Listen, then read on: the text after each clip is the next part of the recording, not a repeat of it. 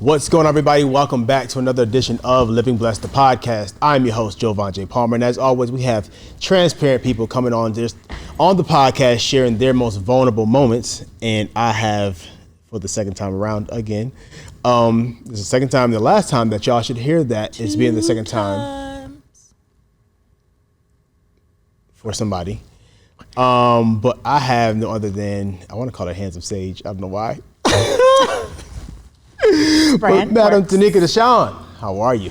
I'm awesome and amazing. How are you? I am awesome and amazing as well. I love it. I love it. Good to see you. Good to see you too. Good to have you. Yeah, it's good to be Good to here. have you as a friend. Yay, BFF. BFFs. Gang, gang. You know it. How you feel? How's life? Life is good. Life is good. What's so good about it? Man, because I'm living it. Like, in this day and age, there's so much going on. I'm just excited to wake up in the morning. It's a good start. Absolutely, so, yeah, absolutely. I'm happy. I think this is probably like the first time in a long time I can really say that. I'm happy. Yeah, life is good. Not perfect. No. I mean, Lord knows it'll not never be perfect, but if But life it's is good. good, that's a good thing. It is. It is. Why is it the first time in a long time? Oh boy, here we go with the questions. You're just gonna go into it, huh? All Well, right. Well, introduce yourself first. Hey y'all, hey, thank you. I am Taeneka DaSean, your favorite healer, owner of Hands of Sage. Get into it. Wait, which way? Oh, get into it. Okay. I am the owner of a tea, wellness, holistic health, anything that deals with health and healing your body naturally. That is what life is about. Okay, there we go. So back to the question. Handsofsage.com. If you want the tea, I got the tea. Herbs, good stuff. Actually, no, get some tea. Hands of Sage on IG. Shout out. Gang, gang. Text or email, text you, like, yo, can you bring me some mullein? And I had it too. Yeah, because I got this it's getting better. I got this little mucus situation going on. You've been doing that for a minute. I know. Because you're not consistent. Consistency is key. Well, actually, this is my show. Oh. He's not consistent. For sure. So I'm putting tea back into my daily regime. Or regimen, however y'all want to say Regime. it. I like regime. I know, it just sounds super fancy. And I'm going to France regime. next year. So I got to prepare for start. I can book that trip for You you. a travel agent? Oh. I'm a travel business owner actually as well. Yes, I do travel as well. Yeah. We'll get into that. Yeah. Will we? Okay. So yeah, you're our favorite healer's favorite healer. Yes. So I'm gonna save my first question for a little later. But let's talk about this healing space, being that this podcast is centered around healing and all that good stuff. Why are you my favorite healer's favorite healer? I don't think I have a favorite healer though. Well, I guess you're my favorite healer. That would, So, and can you then be I'm your still own? your favorite healer, so it still works. You see, But you- the goal is to be your favorite healer's favorite healer. And if I am your favorite healer, I'm my favorite healer. Therefore, I am still your favorite healer's favorite healer. This is where a sound effect gets entered. Crickets. Not the crickets. Showers, put the crickets in that part, okay? Please, thank you. It's always the ones closest to What you. made you want to get into the healing space? Because in the healing space, it takes a lot of courage, discipline, love, self-love, and it takes a lot from you as a healer.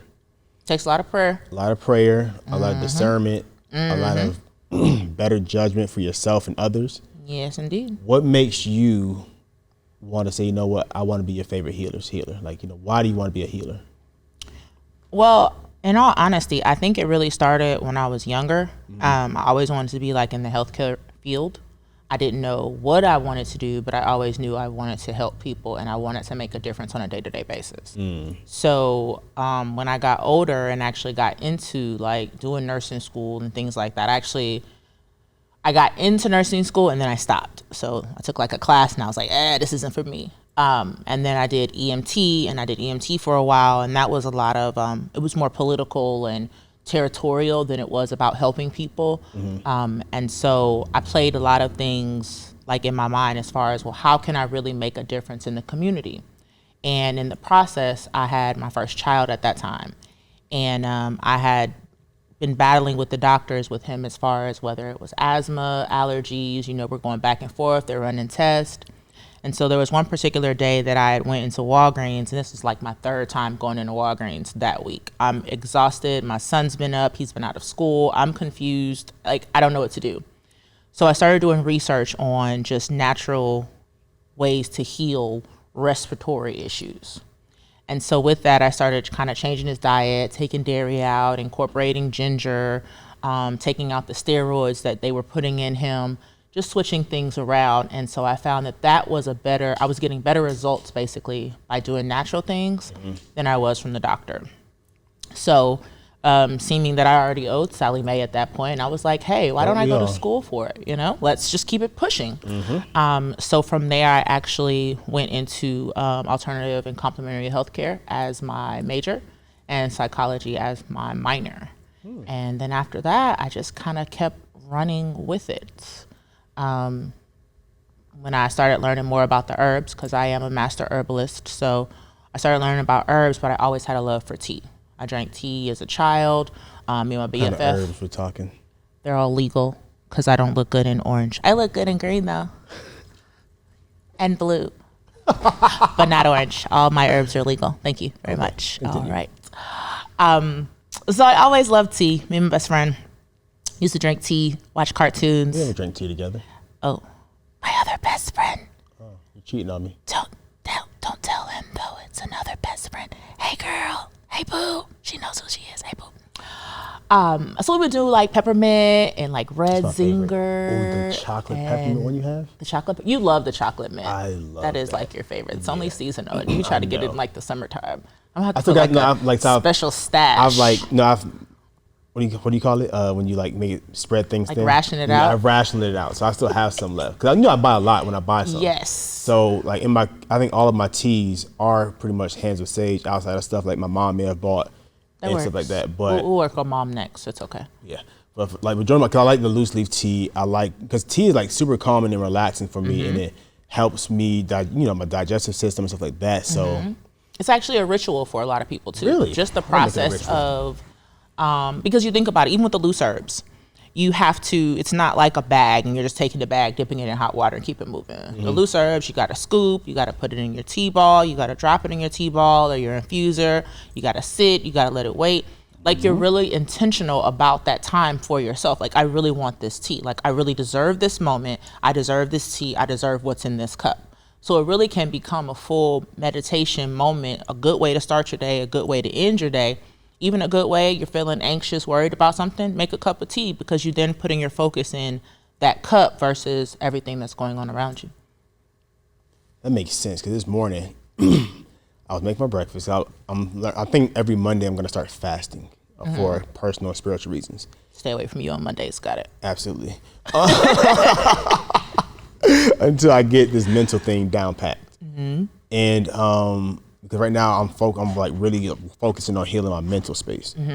And I've gotten together like, the past traumas and stuff like that I've gone through, and I've gotten through that space. I'm like, dang, like you feel like you got through one part of, of your healing journey, you've gotten through it. Right. And then another thing just pops up. Can I tell you a secret? Yes. Healing is ongoing. You will never be 100% healed because there is always something to heal from. It is a constant journey. Absolutely. And I was pissed the hell off. Nobody tells you that though. Nobody tells you that healing is a constant. They just make it look all cute and ooh, let's heal and let's kumbaya. Nobody tells you that, okay, once you pass this hurdle, hey, peekaboo, there's something else for you. Yeah, and I was a little pissed. I was for the last like 2 weeks, I just been pissed the hell off because I'm like, y'all been doing good. I'm in the gym, body looking good. Hey, get me? It's all sore and stuff, but you looking good. And then this mental issue pops up. And I'm like, what the hell? And so I'm making breakfast for myself this morning, and I didn't, like I said, I want some tea. I'm gonna have some tea with my breakfast instead of water. I'm gonna have some hot cup of tea because I made some egg whites, some vegan sausage, and I had some Brussels sprout scramble thing I made. Ooh. It was banging, and a bowl of fruit. Ooh. And I want some tea, but I didn't have time for the tea because it's loose leaf tea. And I'm thinking, now that you said that, dang, like you didn't make the time that you needed to make for yourself because of that. And now I'm realizing that how important time really is when it comes to healing. Yep. and to mental health, especially to mental health, because we spin on our heads. I'm a testament, because I definitely had that type of morning where you spin on your head and you're doing so many things and you're pulled in so many ways. You have time, it feels like, to do all of that. Right. By default, we end up putting ourselves on the back burner because we're always thinking about what our next step actually is. Yeah, so that's where it was like, I'm always thinking ahead so many times where I just sometimes I lose myself in the moment. So what advice would you give to somebody who's on their healing journey, since you're the expert healer? Oh boy, an expert word. All right, here we are. You're the expert healer. What advice would you give to someone to say, take your time in the moment? Slowing down is a flex. That's a bar. Because they always tell you, keep going, push it, do this, do this. Slowing down is the actual flex, because you're making that time for yourself. You're taking that time to breathe. You're taking that time to regroup. And what you don't realize is, by taking that 10 minutes of just space for yourself, it actually gives you a chance to propel and keep it pushing for the rest of the day. Before I forget it, that was a major bar. Just make sure you tag Kansas Sage for that one. You ain't getting that one. It's all me. Y'all heard that, right? Y'all heard it come out of my mouth. Slowing down is a flex. I'm about to put it on mine, and then I'm going to say, no matter what he says, I said it first. Slowing down. Y'all see on the gram probably tomorrow. Just know I said it first. I'm going to see it today, because I said it first. But yeah, slowing down is a flex. That's dope. That's a serious bar, because I think in today's society, and especially in this entrepreneurship space, especially in Atlanta. Oh yes. You gotta feel like you gotta be on go. You gotta be on this whole success, love, speed type of situation. Like, you gotta be on it all the time. But from a mental health standpoint, from somebody like myself, I work better when I pace myself. Absolutely. When I'm rushing, I'm breaking stuff. I'm sweating. My nerves are bad. Yep. I'm all discombobulated. Yep.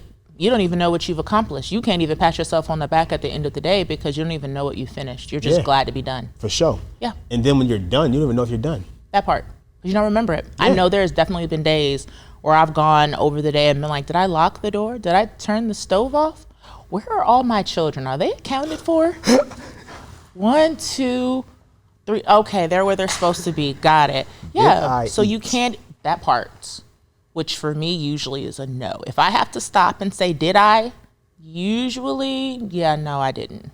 I'm definitely guilty of that one. My children are on me about that, because I'll cook, I'll throw down, and then go on to the next task. And my children be like, hey, so didn't see you sit down with us.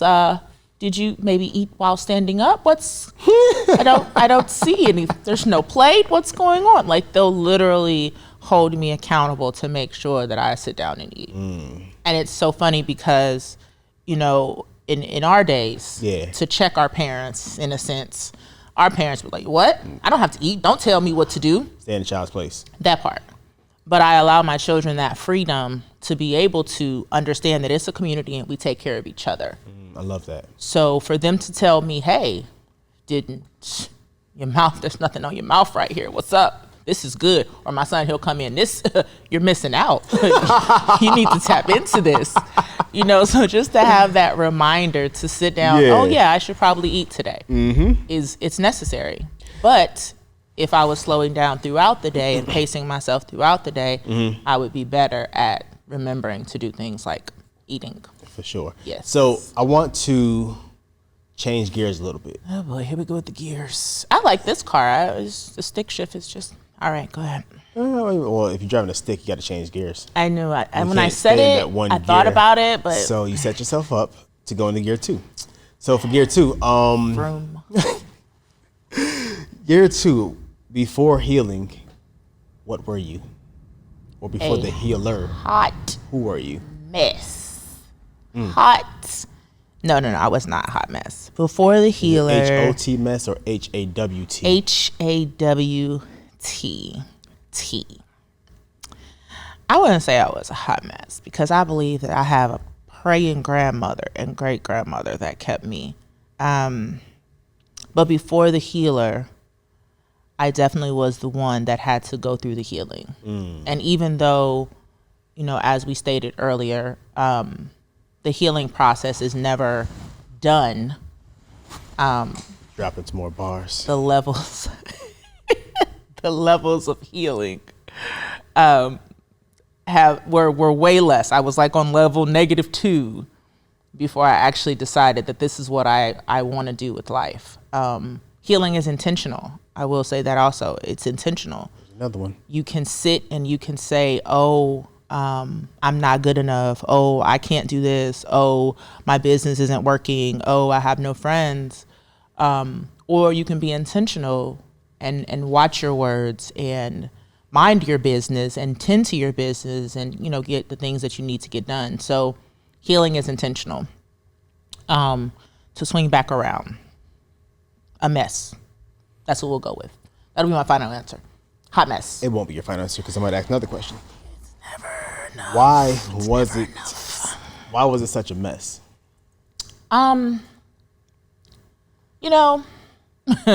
Here we go. I believe that the adults that we are today are based off of the children that we were. The adults that we are today are based on the children that we were. Elaborate. So I think if we were taught, of course we were taught to, like we were talking about earlier, to stay in a child's place. So there's times where I might not say anything because I was taught to stay in a child's place. Or I might not speak up for myself now as an adult because as a child I was taught to stay in a child's place. So I've been, I don't want to say trained, but for lack of better words, I'll say trained to be a certain way or to think a certain way so that now as an adult, I'm trying to figure out my way. So there were things that like I've always been super energetic, super creative, super colorful. And over time, I think a lot of that got kind of put in a box because I was always told I was doing too much or I'm too loud or you can't do this or you shouldn't do this or and I got to a point where that box, like there's a saying that says nobody puts baby in the box. Baby doesn't want to be in the box. And so I got to a point where I didn't want to be in the box anymore. And so I now am at a point where I command space. And so anywhere I want to be, anything that I feel like I want to do, any hair color that I feel like I want to put upon my head, I shall do. And what I found though is that it attracts the right people around me. Because if there is ever a day that my hair is all one color, people are, hey, you doing all right? What's that? Is that just one color? What's happening? Are you depressed? I have those type of people around me. So that would be the difference between, I guess, then and now, where I'm more comfortable in my space and who I am. Yeah. I can own it and I'm okay with it. I love it. I think I answered your question. I think. Think? Yeah, we'll see. I feel like you did. Okay, woo, all right. I feel like you did. So down. That bar that you dropped. Which one? Because I'm just saying. Yeah, I'm tweeting everything else. So follow me on Twitter, Joevan Palmer. Don't follow the one that says Joevan J. Palmer because that one got hacked. But you said the adults that we are today are based on the children that we were. Yeah, that's what I said. I did say that. That's a heavy bar because... That was Hands of Sage. Hands of Sage said that. I tweeted it first. So... I'm on Twitter. Hands of Sage. Yep, I'll tag you next time. Your own people. But... why did you say that? Because it's the truth. Because it's the truth. It's why my goal is to break generational curses. It's the cause of generational curses, if you really think about it. We do what we were taught. We teach our children what we were taught. Unless we get to a point where we decide that what we were taught maybe wasn't, I don't want to say it wasn't the best because I feel like our parents did what they knew to do. But I feel like I now know better. And so because of that, I want to do better for my children. And then therefore that is where I am breaking those generational curses so that we can stop. So that my children can say, hey, you need to sit down and eat. Or hey, it's about time for you to go to bed, ma'am. Like, what's up? You've been ripping and running for 3 or 4 days. But they have that space to be able to do that. Yeah, that's why. So breaking the generational curses. Dun, dun, dun. What does that come with? A lot of tears because it's hard. Oh my gosh. No, it really is though. I'm passionate. But it is. It's hard. It's hard because you're conditioned to do certain things in certain ways, but you know that did not serve you the way that it should. So then you're trying to like fight your own traumas and healing while not putting that on your children. But then there's, the grandparents that raised you that feel like your children should be doing it the way that they told you, but the trauma and you want to be respectful. And I don't want to be like, hey, but you all traumatized me, so I can't do it this way, because that's not going to be received. So it's a constant kind of like triangle between like the parents, society, what they think and how they think you should be raising the children, what that you didn't have as a child, or what you wish your parents would have said, or what you wish your parents would have done as a child. And then you're taking those things and trying to put them into your children. So it's literally like an ongoing battle. And if I say so, it's very, very much tiring. Very rewarding, but it's very, very much tiring. Because I get looked at funny a lot of times. My parents and I don't always, agree on certain things. There have been times where I've had to cut off communications for a little while because what we're not going to do is that with my children. When I say mama bear, like it's mama bear. We're not doing that. No, we're not going to say those words to my child. No, you're not. And if you can't respect that, then unfortunately, you're going to have to cut off that conversation. How hard was it to do that? The first time broke my heart. But I remember me as a child. Not even me as a child. I would say me as an adult. Having those voices in my head and realizing that as an adult, there are certain voices that don't even belong to me. They're voices that I've heard or things that I've heard people say to me as a child that I hold on to or that I held on to as an adult that kept me from doing certain things because I didn't think I could do it or I didn't think I should do it. Yeah. So when I think about that, to me, it is more important that my children get the voices that they need than upsetting an adult. Because at the end of the day, my parents are my parents. For sure. They're going to love me. I'm going to love them. It's going to be all right. They got their ways. They stuck in their ways. That's fine. I'm responsible for these. Right. These right here, these mine. This is my babies. I'm responsible. So I have to be held accountable at the end of the day that I did everything that I was supposed to do to protect, to love, to build them. So the adults will be okay. Let's talk about the relationship with your parents. No, boy. Mama, daddy, I love y'all. Okay, just know I love y'all. Okay, here we go. Because this is take 2. So I love y'all. Okay, go ahead. I love y'all. Okay. Let's talk about your relationship with your parents. My parents. Has it been a positive relationship growing up, or has it been one that's been a little rocky?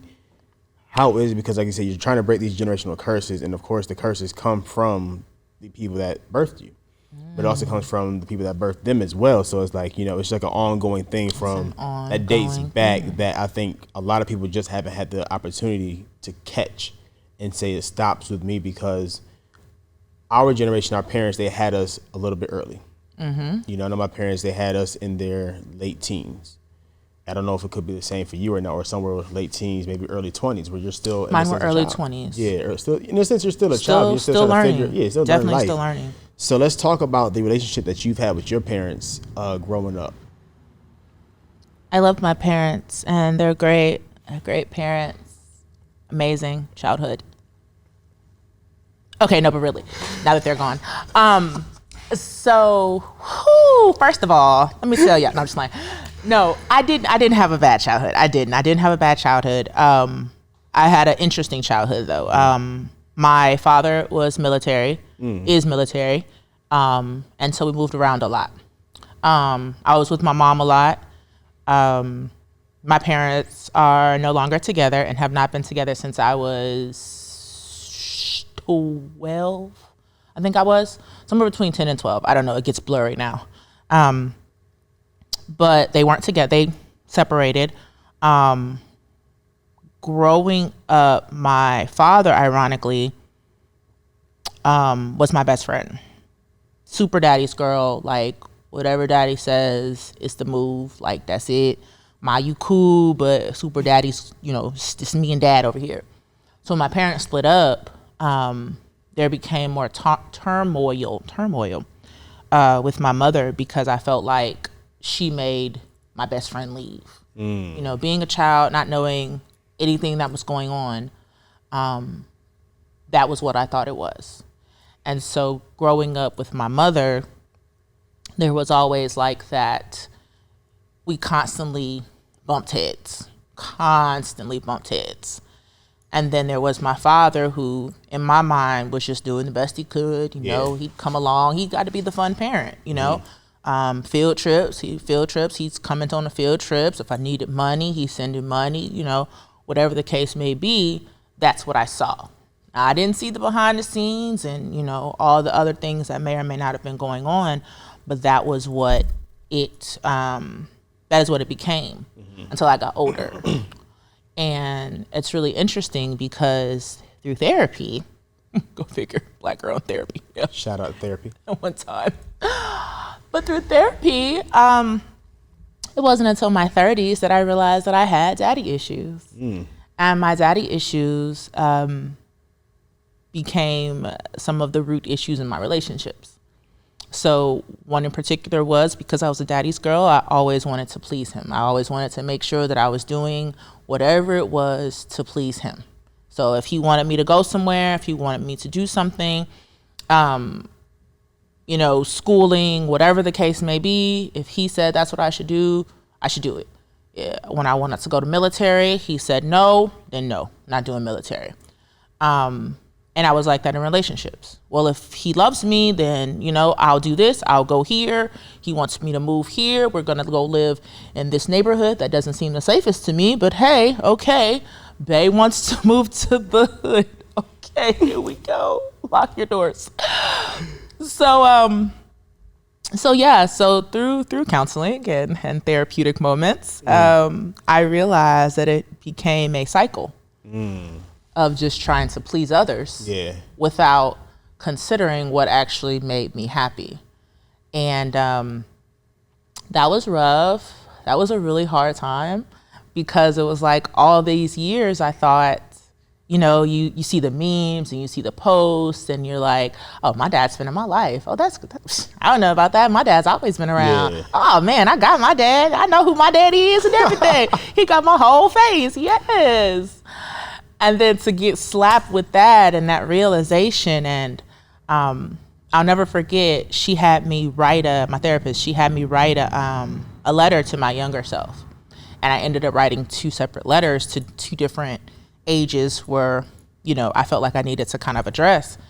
And within those letters, there was so much of me finding myself in those letters. And right around that time, I had a situation with my father. And it was like an eye-opener.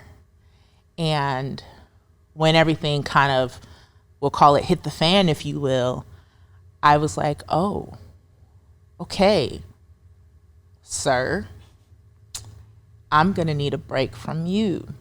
And I went from talking to my father every 2 days to, I think we went about 2 months before we spoke. And it was upsetting. But if I can be transparent, it was freeing because I didn't have to live up to what I thought his expectations were. I didn't have to hear what I thought was like his judgment of me and of what I was doing and of my parenting, or I could really just kind of process what was what. And so after my break, if you will, and we had a talk and we had a conversation and we came to an understanding. And granted, my father is stuck in his ways. My father is going to be his father. Yeah. But I am now able to better filter out what's what. And I now have those boundaries where if we're on the phone and the conversation goes to the left for me, I can respectfully be like, all right, well, would you look at the time? I love you. I'll talk to you later. And I'm like that. And what happened though was it kind of shifted all relationships. So male friends, female friends, just people. I'm like, oh, wait a minute, hold on. You're not serving me in a positive light. Oh, you have to go. I know. We've been friends for a really long time. That's sweet. But you've also been toxic for a lot of years. You gotta go. And I started reevaluating who was in my life pouring into me and who was in my life taking away from me. And if you were taking away from me, you had to go. Shout out to any of those that may have not heard from me, because that might be why you haven't heard from me, because you're draining me. Sorry if you happen to see this. My bad. Didn't want you to find out this way, but we're here now. Okay. So yeah, we just kind of cleaned up everything. But that built up to where I am today, where I'm literally the happiest that I've been, because I can move in a way that suits me, that makes me feel good, that provides good positive energy for my children, and I can grow in it. You know, sometimes it's just like when you have a plant and you have to repot the plant. Well, in order for the roots and everything you need to grow, you have to take the plant out of its pot, because the pot is too small. You have to take all that old dirt off, shake it off. You got to shake it off the roots, get fresh dirt, fresh fertilizer, a bigger pot, and repot that plant. And when you do that, it grows, it expands, it thrives. We're just like that plant. So as long as you're in mud or dirt or a small container, you're not able to grow. So now I'm chilling in my good pot with my good dirt and my good fertilizer, and I'm growing. Now I got some leaves and stuff that need to be trimmed, and still some things I could use a little bit more sunlight on this end. But it's a process, and I'm enjoying the process. And like you said though, there are times and there are days and there are moments where you're like, yo, I really thought I was over this. What is this? Oh, the devil is a lie and Satan is busy. I will not. But it's important that I have to have those arguments with myself. But it is important that, going back to our original, that you slow down. That whatever those things are that are needed for you, you need to re-add to your pot. Sometimes it's new soil. Sometimes you just need a little extra plant food. But whatever the case may be, I don't know how I got on plants, but here we are. No, it's a great analogy. But that's what you need. You need to tend to your plant. And the plant being you, your heart, your soul, your spirit, because you can't, okay, so we'll go tea now. You can't pour from an empty cup. So we as entrepreneurs, we as people, you see what I did there? We as people, we're constantly serving. Mm-hmm. We're constantly serving people, our community, our crowd, whoever supports us, we're constantly serving them. But we should be serving them from, so like a teacup. You have the teacup and you have the saucer, okay? So the teacup is us, and our teacup should be full. We should be serving from our saucer, from the overflow. So if I ever get to a point where there's nothing in my saucer. So that's the point of the saucer. That's the point of the saucer. I never knew. I thought it was like a little aesthetic thing. Well, it's cute too. It is cute. But it's to catch anything, like when you're walking or whatever, it's to catch it. Huh. That's your overflow. That's what you should be giving to people. Not from what's in the cup. Not from what's in your cup. What's in your cup is for you. That's mine. That's tea related. I didn't That tweet is that one. mine. I can't even figure out how to write that one again. It doesn't fit. I'm gonna come back and put that on my Instagram. I love that's a dope analogy because I think a lot of times we give. I know for me, I give a lot of from what's in my cup instead of giving from the overflow, and now it makes a lot more sense as to why people are depleted so much because they're giving from the cup instead of the overflow. And I think people don't take the time to slow down. Because they feel guilty. You feel guilty. Have you ever stopped and like done something for yourself knowing you were supposed to do something for someone else or be somewhere else? I just went and got a massage last week. How'd you feel? I felt amazing. I turned my phone off, put it on airplane mode There you go. for 2 hours. But here's the plot. How many massages have you had in life? My first one. There you go. I knew it. That thing hurt. There you go. She was like, elbow in that joint. And I was like, ooh, it hurt, but it feel good. Right. And I was like, I'm making this a line item in my budget for once a month to get a massage. I go every 2 weeks. Oh. My massage therapist is every 2 weeks. I get paid, she get paid. Let's go. Why every 2 weeks versus a month? Because I'm a giver, because I'm a healer, because on a day-to-day basis, I'm hearing something, I'm being pulled, I'm doing something. And that is my way of motivating myself, one, to get through the 2 weeks. And two, it is a way that I find helps me refill. Because I'm in heels, because I'm ripping and running, I'm in the car, I'm driving, I'm running around with children, I'm lifting things. It's my way to refill. And if I don't make it automatic, I won't do it. Let me call my masseuse and Shout out to Miss Brenda Hager. I'm going Brown Angel to Massage, go holding get it down. me another massage in 2 weeks then. Make it happen. Actually, no, it won't be 2 weeks, it'll be next week. Make it happen. Okay, all right. Yes. She was really good. She was really nice. And then when I walked in, she said, you want some water or you want some hot tea?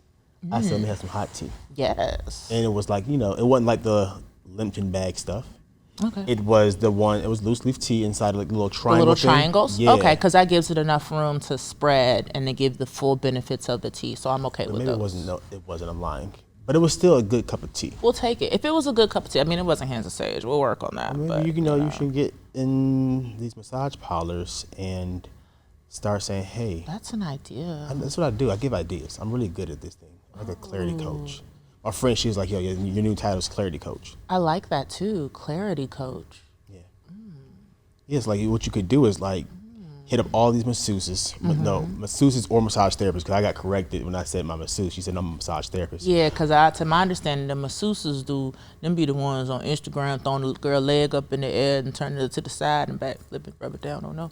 I'm trying to become that. No, I'm playing. No, but On massage, the next episode. Right. But massage therapist. But what you can do is reach out to all the massage therapists and say, hey, I'm in this healing space and I would love to connect with other healers. And you can offer them samples of your tea, like little smaller sample packs, and say, hey, here's a few samples of what I offer. And I would love to connect with you and connect with their audience. And then boom. Yeah, go and write that down. Tweet that. Tag me.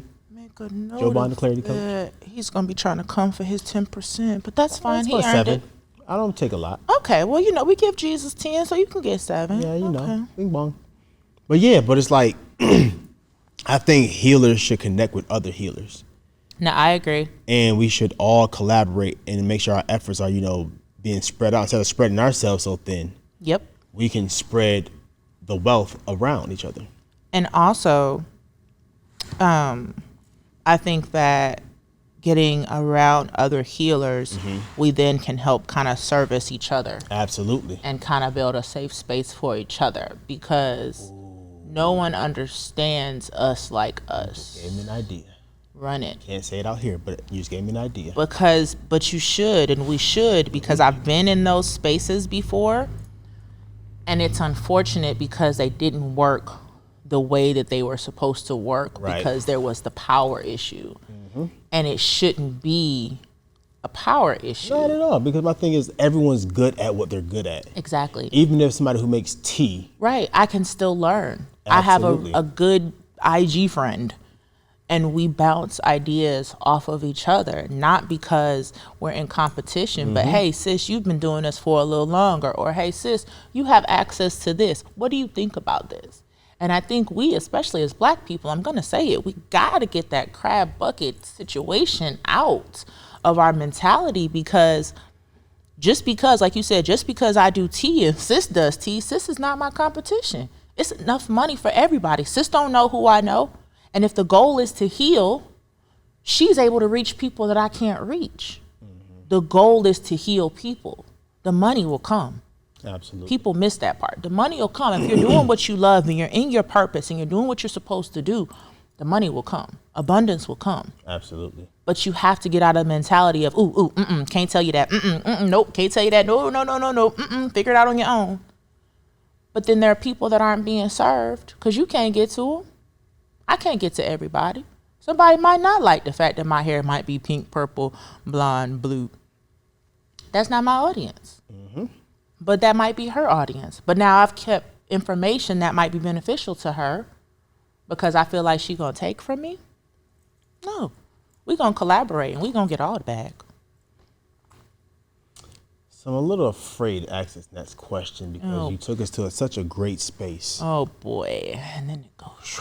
Yeah. I mean, that's what healing's about, right? You go up and it's a roller coaster. No. You go up, you go down. You go up, you go down. You feel good, then you feel bad. So, Deep breath. Kids. I have them. Had to break that up a little bit. Single mom? Single mom-ish? Not a single mom. What are you? I know you got some different fancy title for it. I just know you do. I'm waiting for it. Because in real life, I'm not a single mother. My children do have a father. Of course they do.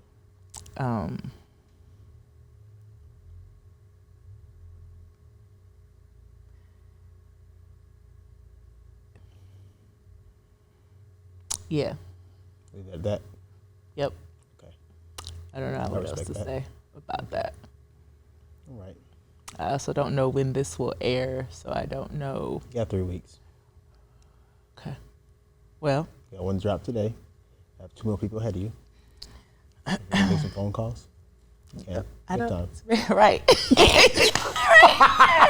Just edit this part out. We'll skip over this part. Okay, Sheriff. Edit this part out. No. Here's why. Okay, great. For the record. We're leaving it, Sheriff. For the record, just in case anyone does hear this, there are parts of my story that are not ready to be told. Absolutely. And out of respect for the situation that I am in currently. A situation. I will be mindful of that. That would be why. Stay tuned for part 2. That part. That's what we'll leave it at. Okay. There we go. So how is it raising 3 amazing kids? Because I've met all your kids, and they are amazing in their own rightful way. They're pretty dope. It's interesting because all 3 of them have very much different personalities. I bet coming from you. But they're all me. Really? So they're all different versions. It's very humbling. They're all different versions of me. Mm-hmm. So my oldest, he's my laid back, he's 16, almost 17, Lord help me. He's my laid back, real chill, sarcastic, like he's just real witty, just real quick with his little words and stuff like that, keeps me on my toes. Then there's my middle child, my daughter. Dancer. He what? He dances too, right? And he dances. He does dance. He actually has a musical coming up this week. Really? That he's super excited about. Yeah. I've been banned technically, but I'm still going because I cut up. But and then there's my daughter, who is my middle child. And I do believe that my daughter was a middle child before she was a middle child. She just has always had this. But she is my girl. She is my drama. She is my emotions. She is my, oh my God, mommy, look at the moon. Do you see the moon? And then I'm the, oh my God, girl, hold on. We got to get a picture, girl. Take a. So she's my earth, my nature, my drama. And then there's, coming around the corner, a little 4-year-old. And he is the textbook mama's boy. Like. At 4?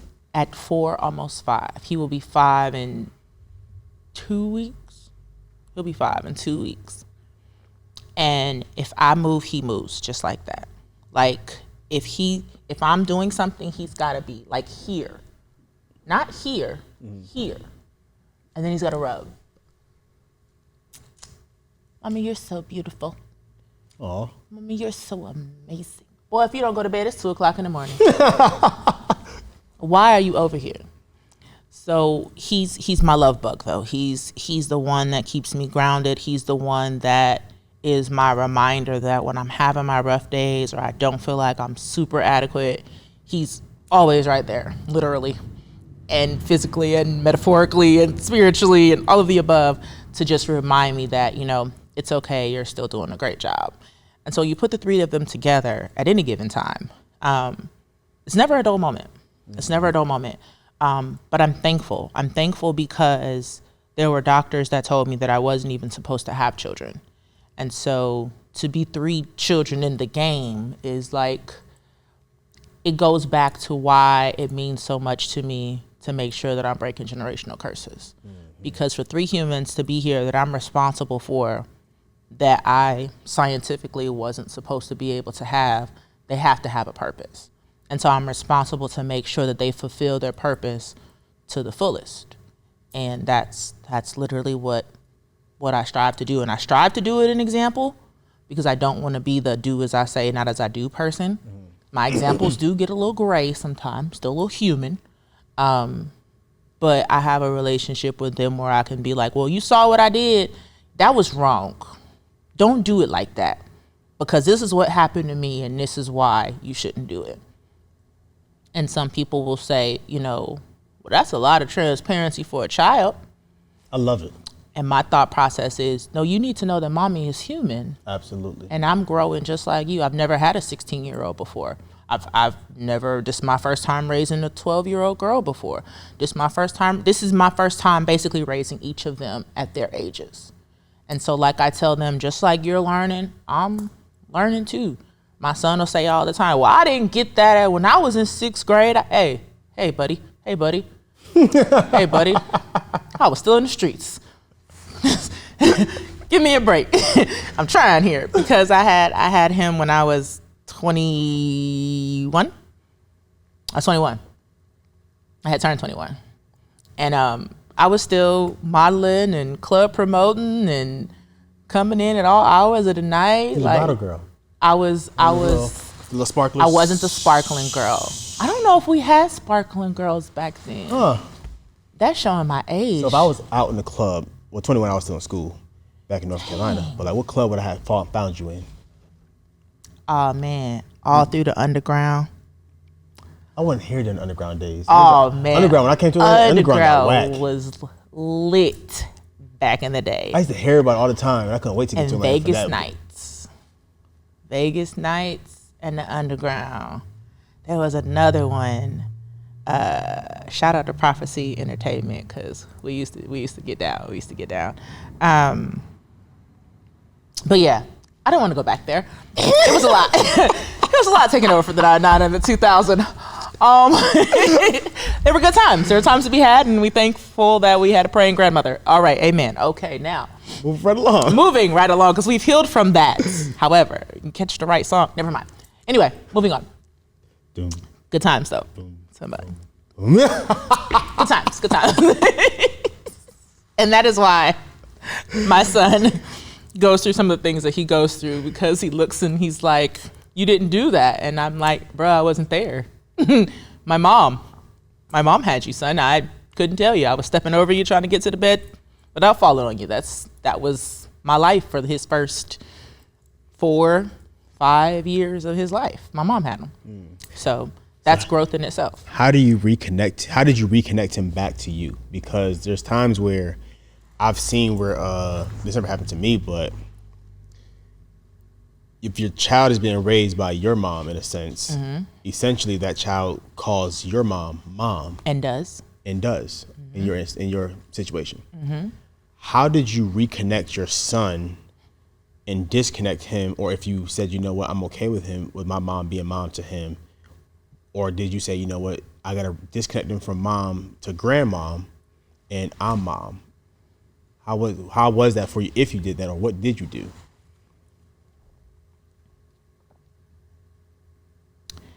I think, well, first off, I'm not sure if I ever really completely did, and it's a combination. So I spent a lot of years guilty about the fact of not being there for him. And so I overcompensated a lot, where I was trying to be this parent and I was trying to do these things and I was trying to figure it out. And there came a situation where things kind of really came to a head with me and my mom. And it ended up in a situation that wasn't the most pleasant for either one of us.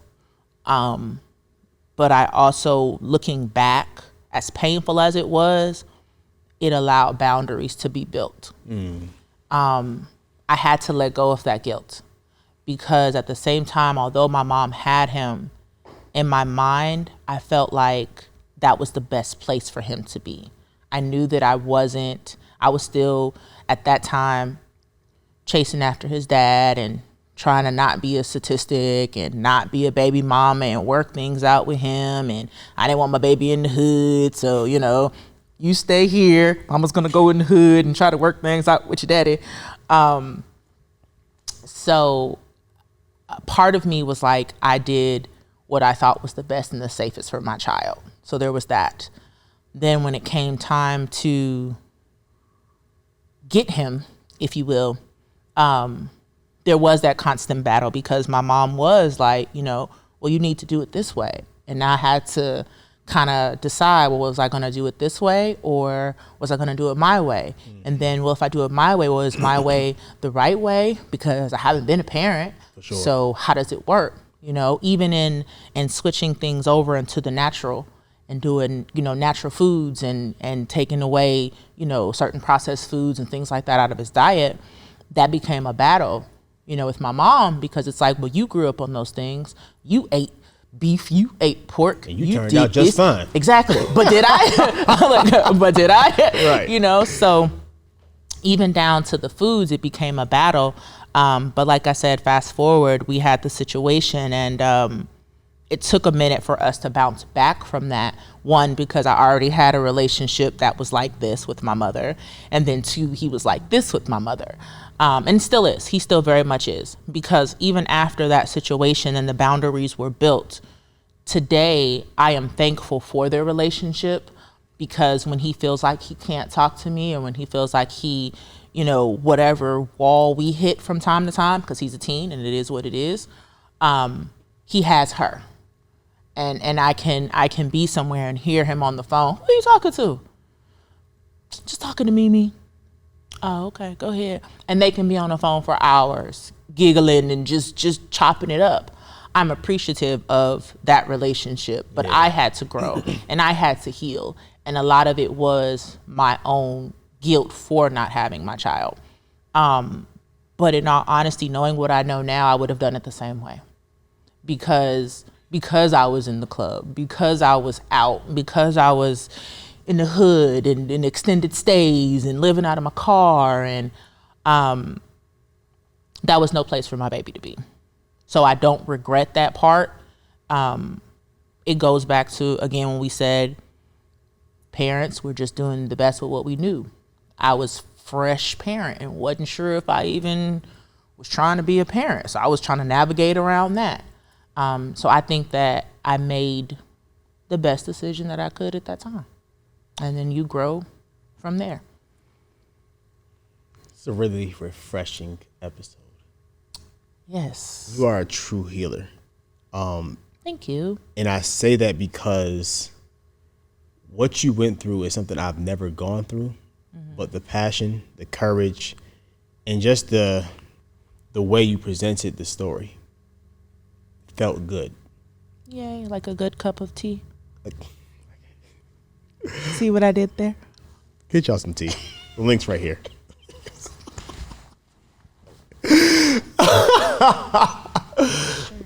Get right there. Yep. Right there. Yep.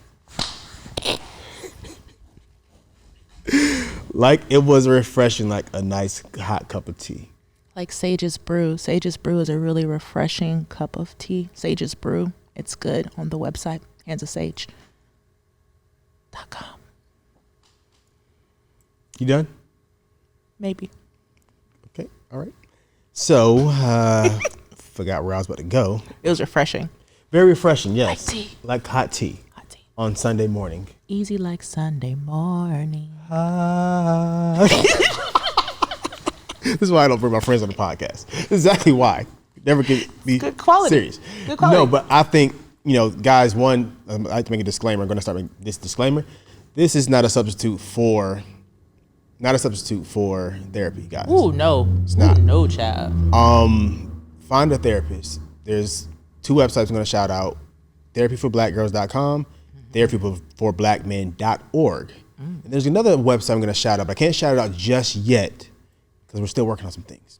But I say all that to say that these stories that people are sharing are personal moments, because I want you to know that what you're going through is something you don't have to go through alone, and what you're going through is something that you probably have not.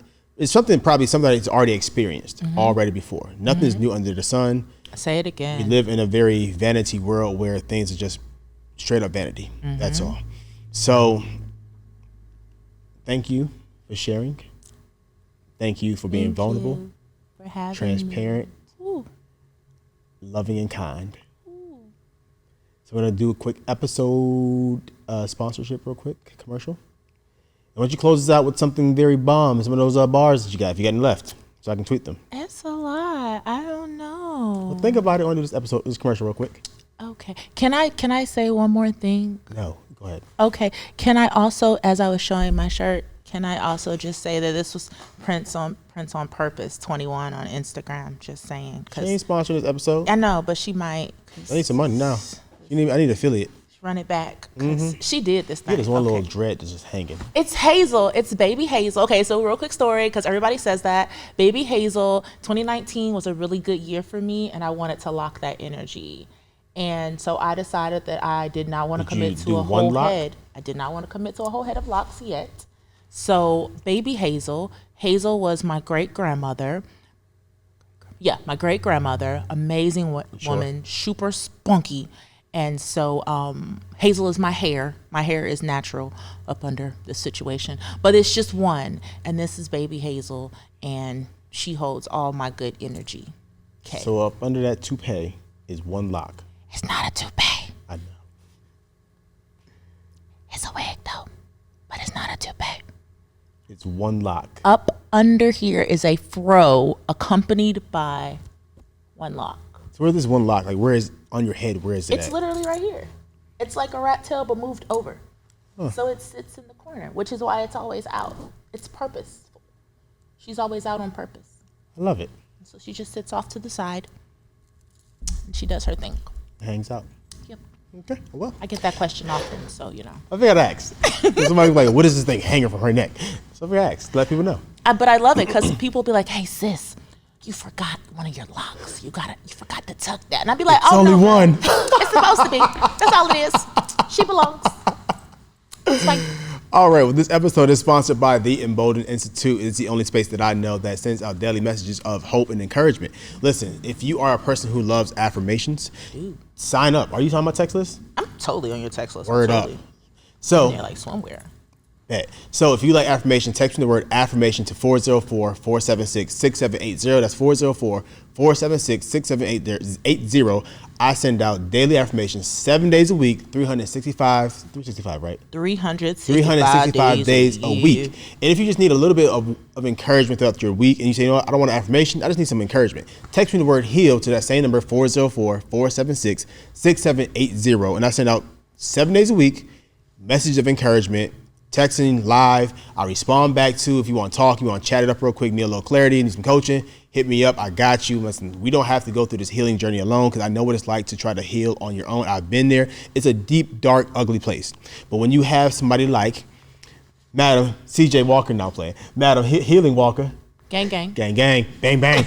You got someone like this to walk the journey with you. It's a lot easier, because what happens is you become a lot vulnerable, a lot transparent, a lot more open. And that's what I want, to create a space where it's safe for people to say, you know what, vulnerability is sexy, vulnerability is cool. Because what I realized when I become vulnerable, my life has shifted and changed for the better. So listen, text me 404-476-6780, affirmation. If you want people, got to add an S to everything, affirmations, I got you, and heal to that number. Tanisha. Yes. Close us out. I don't know why I got so hyped, but I just Once again, this is Taeneka, DaSean, your favorite hero. No. Close us out. So yeah, hi, bye. Thanks for coming. Thanks for having me. You can find new ones, but they won't be me. It's fine. This is your reminder to take back your health, be responsible for your health, whether that be mental, physical, or emotional. Be responsible. I will never say that doctors do not have a place. However, always look for a second, third, fourth, and fifth opinion. I also, for anyone that needs it, hurt that lives in your heart, allow today to be the eviction notice. Let's heal in 2022, y'all. Let's get it. I had to go tweet that. Anything that he tweets for like the next 24 hours is mine. I don't care. I don't care. It's not airing for mine. 3 weeks, so then I gotta go back. So y'all know. Tweets. Okay, so I was ghostwriting. I've been ghostwriting all this time, just so y'all know. Okay? Anywho. All right, I'm available for that too. Just saying. It's a little side hustle. I'll be the voice in your head for $5.99. No. Get off my podcast. Can you put the website right here again? I like that. Hey. Taeneka, get off my podcast. You have got to go. I love you, BFF. I love you too. Thank you for having me. Thank you for coming the second time around. The second time Because I know you had a nice little journey. And for that, I'm going to treat you to some ramen. Oh, all right then, y'all. We'll holler at y'all. Peace. Gang, We gang. out, y'all. This is another Ramen. episode. We out. Peace.